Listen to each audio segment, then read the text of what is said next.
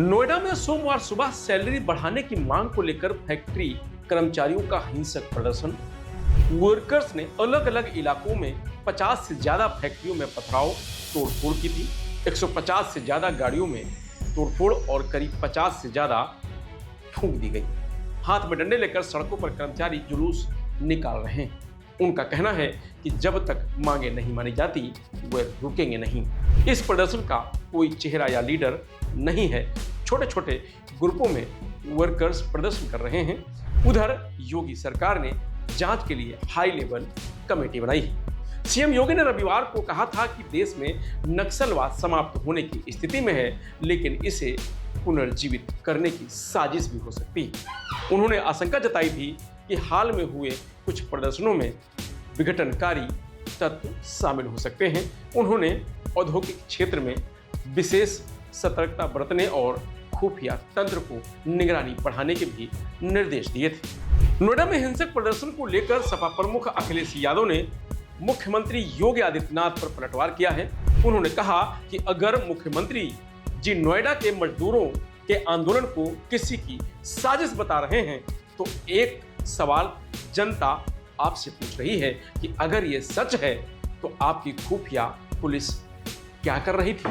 क्या आपकी पुलिस बंगाल प्रचार करने गई थी या वनस्पति की खोजबीन में लीन थी या उसके प्रभाव में? भारतीय जनता पार्टी की सरकार में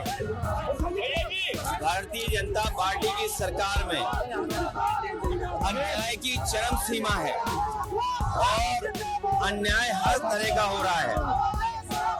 अन्याय आर्थिक रूप से भी हो रहा है, अन्याय महंगाई बढ़ा के हो रहा है, अन्याय बेरोजगारी बढ़ा करके हो रहा है। आज जो नोएडा में आज देखने को मिला है जहां तमाम गाड़ियां जला दी गई हैं और पुलिस को भी भागना पड़ गया वहां से। सुनने में आ रहा है कि पुलिस की गाड़ी भी पलटा दी गई।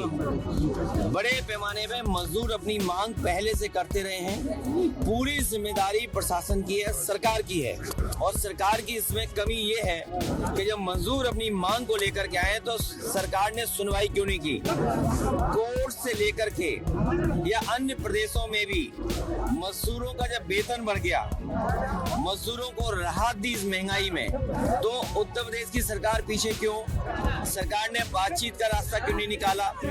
एक तरफ तो सरकार निवेश की बात कर रही है, वहीं मजदूरों के साथ अन्याय कर रही है। और निवेश अगर आएगा और मजदूर नहीं होंगे तो कारखाने कैसे चलेंगे? ये पूरी जिम्मेदारी सरकार की है। सरकार किसी की बात सुनना नहीं चाहती। सरकार लोकतांत्रिक सरकार नहीं है, लोकतंत्र पे विश्वास नहीं करती है, एक तंत्र पे विश्वास करती है।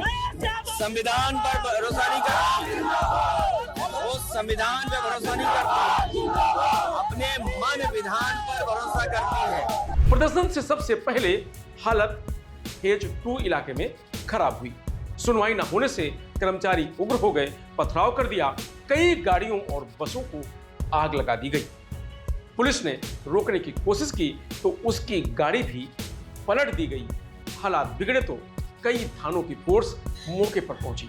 फिर पुलिस ने आंसू गैस के गोले छोड़े। सभी रास्तों पर बैरिकेडिंग कर दी गई। फेज 2 के बाद धीरे धीरे प्रदर्शन नोएडा के करीब 10 इंडस्ट्रियल इलाकों और आसपास के जिलों में फैल गया।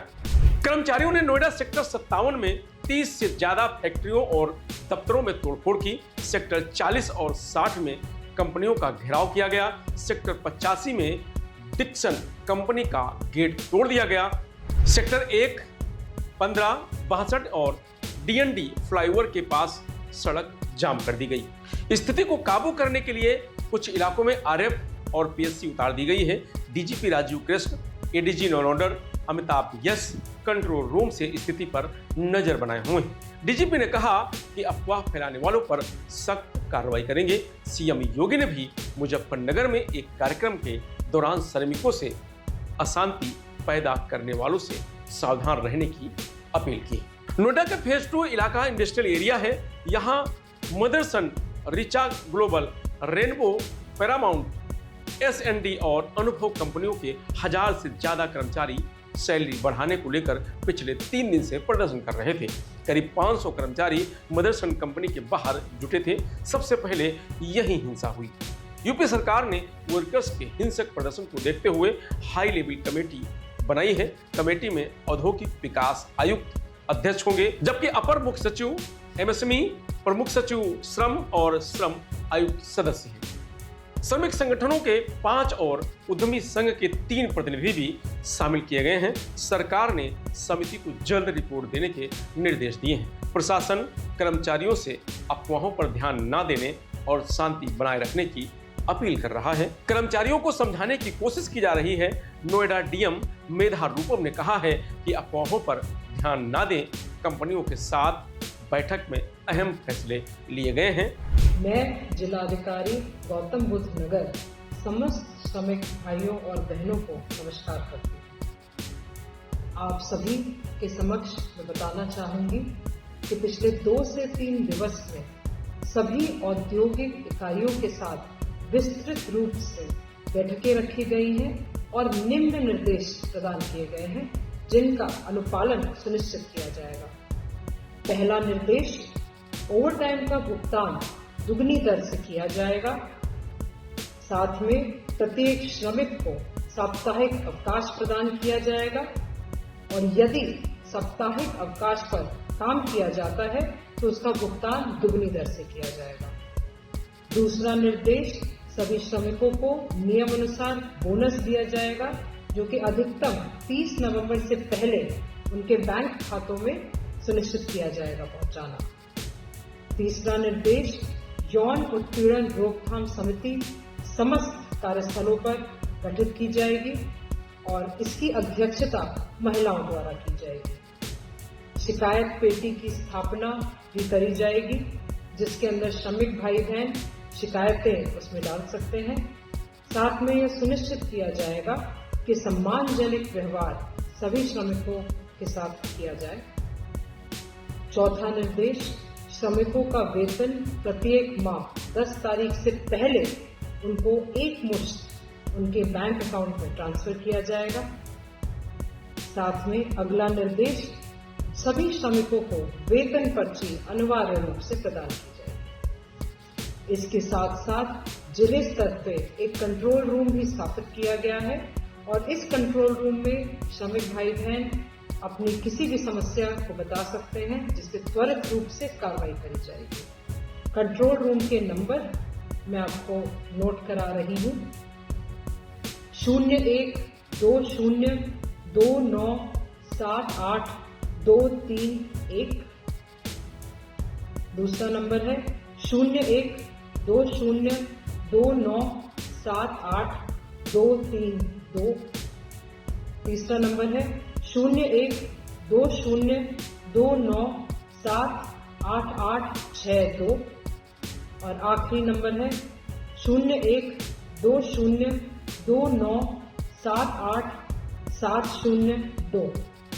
इसके साथ साथ सभी श्रमिक भाई बहनों से यह मेरी अपील है कि आप सब शांतिपूर्वक अपने अपने कार्यस्थल पर जाएं और कार्य करें। साथ में आपसे यह भी अपील है कि जिले का सौहार्द बनाए रखें व कानून व्यवस्था भी बनाए रखें। इसके साथ साथ आपसे यह भी अपील है कि किसी भी प्रकार की अफवाहों से प्रभावित नहीं। करीब 3 किलोमीटर के दायरे में फैक्ट्रियों पर पथराव, तोड़फोड़ और लूटपाट की घटनाएं हुई।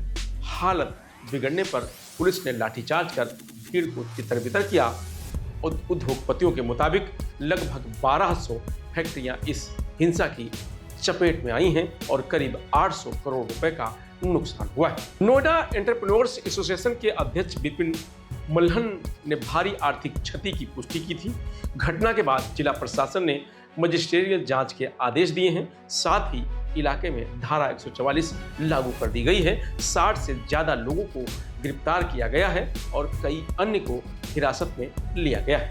फैक्ट्री मालिकों की शिकायत पर 60 से अधिक मुकदमे दर्ज किए गए हैं। अभी भी तनाव बना हुआ है। फिलहाल इस खबर में इतना ही। आप देखते रहिए लोकमत हिंदी।